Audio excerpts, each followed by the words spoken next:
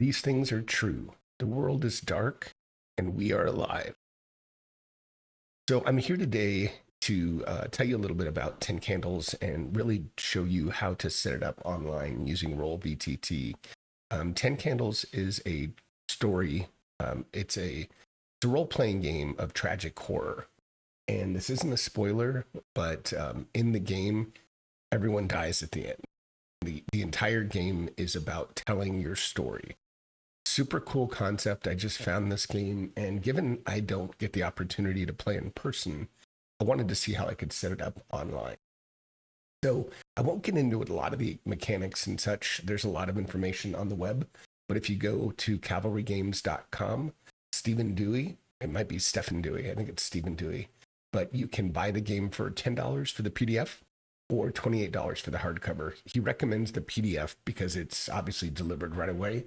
And he's a solo guy, solo author, so it'll take a while to get the actual hardcover or softcover book. So I'm going to get into how I'm setting this up because this is meant to be in person, played around candlelight. The sun's just coming up here, so I was trying to get this to show you how it would look. So let me get back to my screen because I want to get this full screen, just how I'll be showing it. There we go.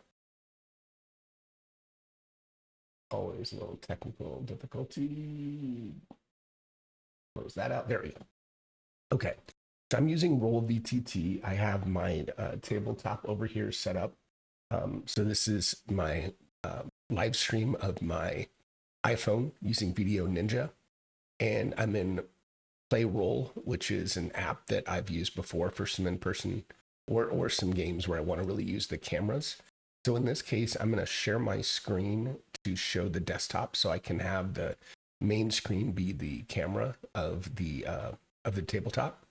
I've got a character sheet, which has name, look, and concept, really basic information in the game that you have. You have traits, virtues, and vices that you'll be creating and actually exchanging with people. It's kind of one-word descriptions of something about you. You'll have a moment that you're going to try to play out. Hopefully it will come up during the game. But your moment is kind of like your ability to have the focus, the spotlight of the story be on you.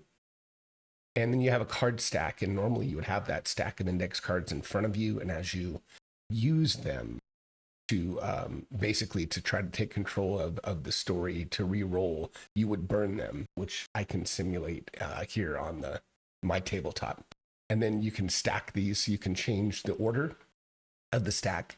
And then you have your vice. I haven't updated this yet, but it would say virtue, vice, and moment, and brink. Brink is when you've been pushed to the edge, and brink is something that you're capable of.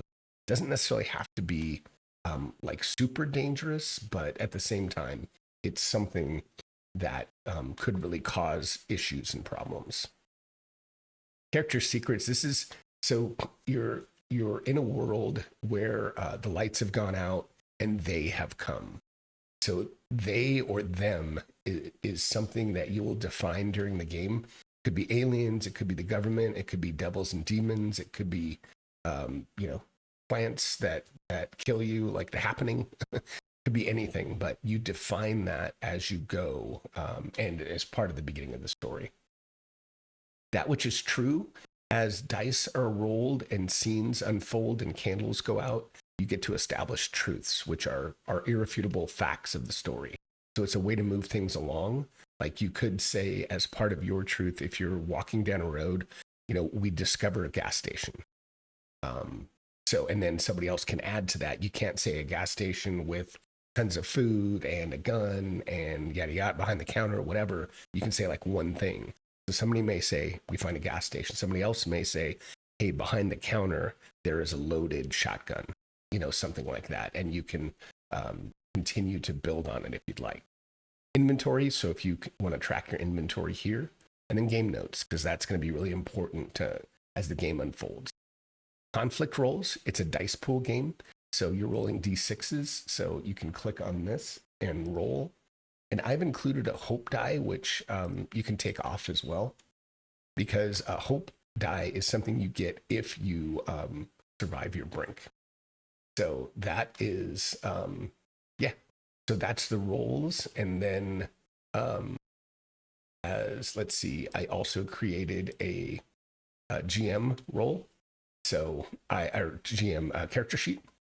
So this way I can track as a GM the characters, a little bit about them, the story notes, and actually these you can add to them. So if you have 4 characters, you can create one for each character. Create your story notes, include the truths so you can weave those into the story. Them details. So as you flesh out them, or maybe have ideas on how to flesh them out more, you can create those here. Group inventory, so you know what they have, and then dice pool, because you get to roll too to try to wrest control of the story. So, and the final thing, after you create your characters, I know I'm going pretty fast. After you create your characters and you're about ready to get into the story, you leave a tape recording, and this will be played at the very end of the game. But the tape recording is basically whatever you want to say. It could be, "Hi, this is Gwydion. I'm so sorry, Mom and Dad, that we got split up. I really hope I can find you. But just know that if you find this, I was trying to find you, and obviously I didn't. And I'm sorry. And I love you, and I hope to see you again someday." So something like that. So I found a free recorder called RecordPad by NCH online. So I'm planning to use this so I could start recording here. And then again, say something similar, "I'm Gwydion. I'm sorry, Mom and Dad, that we got separated, trying to find you," and whatever you want to say. And, I hope to see you soon. And then at the very end of this session, what I plan to do when everyone has perished, just as a closing scene, play that. And then again, say something similar, "I'm Gwydion. I'm sorry, Mom and Dad, that we got separated, trying to." So that way, and then at that point, all the lights have gone out, and I'll simulate what that would look like.